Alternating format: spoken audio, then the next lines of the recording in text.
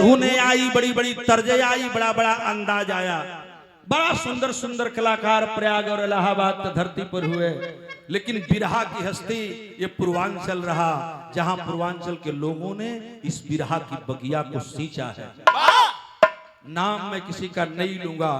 बाबूजी बिरहा का धूम तराना जब गवाए, यूट्यूबवा पर एगो गीत हमार बजत बे, यूट्यूब पर गीत बजत बे, चौ से चाम मौन से मांस, तो मोह में आ लगा है, नंदिनी जी बतौली। औ से अस्थि, अस्थि माने होले हड्डी, और चौ से चमड़ा, र से रक्त, यानी अर्थात च मा र। यह बात रविदास और कबीर के शास्त्रार्थ में आई थी। चमड़ा, मांस और रक्त और हड्डियों से बना हुआ मनुष्य अगर एक व्यक्ति चमार है, तो जिसके अंदर यह पाया जाता है वह हर आदमी चमार है। जिस बात को संत रैदास ने अपनी बाणी से कहा था, और जिसको हमार जो निजी चैनल बा आचार्य म्यूजिक बिरहा, प्रमोद रेडियो जी, माननीय बाबू हरकेश के साथ तमाम यूट्यूबर बैठे हैं, झूठ नहीं खे बोले के, उस सर्च करके अबे आप देखेंगे उमें हम गीत गौले हैं। वो गीत ना गई, लेकिन एक गीत और इनके फरमाइश में रहल। पहले हम गा के बिरहा शुरू करी, तब गा देबू मैं। पहले है बतिया हमार सुन ली। पहले ओमे हमार गीत रहल, जौने में बतौले कि चमड़वे पर मरी गई नंदनी। बिरहा के जब हम शुरुआत कैले रहली, तो झूठ नहीं की बोलत, कान धर के यहाँ अपन लोग बैठल बा। गांव में संत लोग हो, हम संत लोगन के मुंह से सुन ले। हमारे बाबा सब संत रहला, पहलवा टोली बैठे, गादी लगे है, जब काम कर रही हो तो गादी लगे, उमे लोग गावा, और उमे लोग गावा। तो वो समय कई गीत लिखल वे, चमड़वे पर मर गई दुनिया, च से चाम, म से मान, दस से अस्थि हड्डी, और रस से रक्त, जिसका परिभाषा संत रैदास ने बताया था। वो गीत यूट्यूब चैनल पर, जो मेरा निजी चैनल है आचार्य म्यूजिक बिरहा, जब खोलब तो मैं मिल जाई। खाली चमार लिखेंगे तो आ जाएगा तुरंत, लेकिन उसकी परिभाषा मैंने उसमें बताया है। लेकिन हमारे बाबा से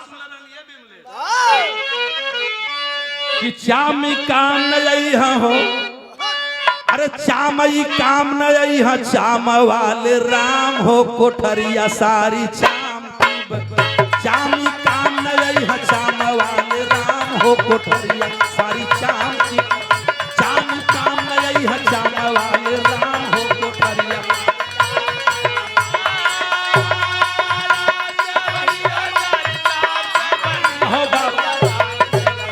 चामी काम नहीं है, चाम वाले राम हो, कोठरिया सारी चाम की, चाम।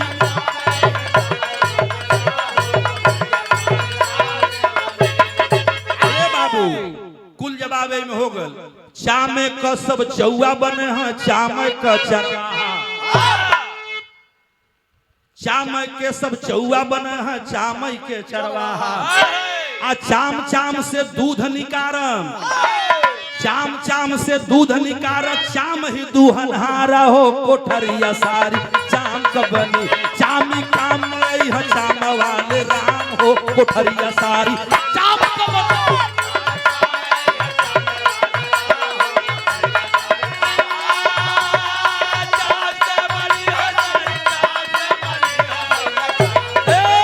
चामी काम नहीं है, चाम वाले राम हो। चामे के घर पाहुन आव, चाम कर सत्कार, चामे के घर पाहुन आव, चाम कर सत्कार। चाम चाम के खाना चाम ही जेवनहार हो, कोठरिया सारी चाम के, चामी काम नहीं है, चाम वाले राम हो, कोठरिया सारी।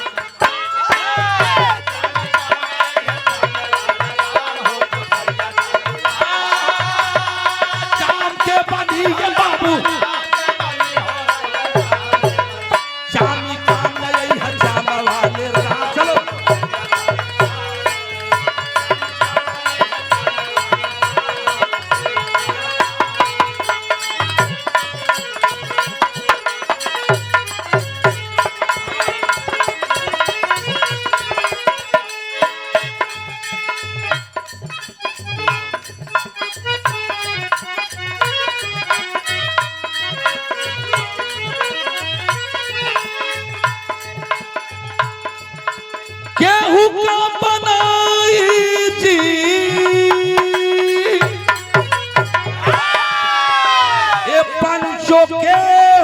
का बनाई जी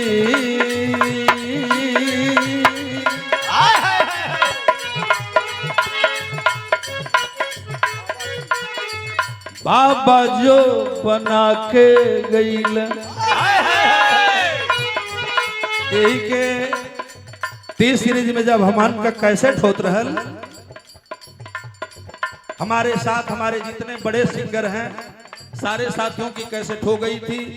बेचन भैया हमके भी लिया के गई संजोग से दिल्ली में नामर हमार भी कैसेट होकर लगल।